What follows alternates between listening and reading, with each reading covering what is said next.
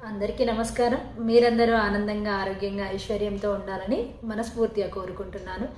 కృష్ణ భగవానుని ఆశీస్సుల ద్వారా మనము 2 అధ్యాయాలను పూర్తి చేసుకున్నాము. ఇప్పుడు 3వ అధ్యాయము అయినటువంటి కర్మయోగాన్ని మనము ప్రారంభించబోతున్నాము. ఈ కర్మయోగం ద్వారా మనము ఏం తెలుసుకోబోతున్నాము అంటే, ఈ భౌతిక జగత్తులో ప్రతి ఒక్కడు ఏదో ఒక రకమైన కర్మలో తప్పక నెలకొనవలసి ఉంటుంది. కానీ కర్మలు అతడిని ఈ జగత్తులో బంధించడము లేదా దాని నుండి విముక్తిని చేయడము చేస్తాయి.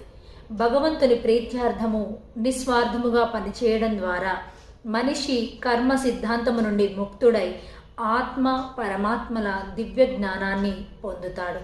ఈ 3వ అధ్యాయం ద్వారా కర్మయోగం ద్వారా మనకు శ్రీకృష్ణ భగవానుడు ఏమి తెలియజేస్తున్నాడో మనము ఈ శ్లోకాల ద్వారా తెలుసుకుందాము. జై శ్రీకృష్ణ.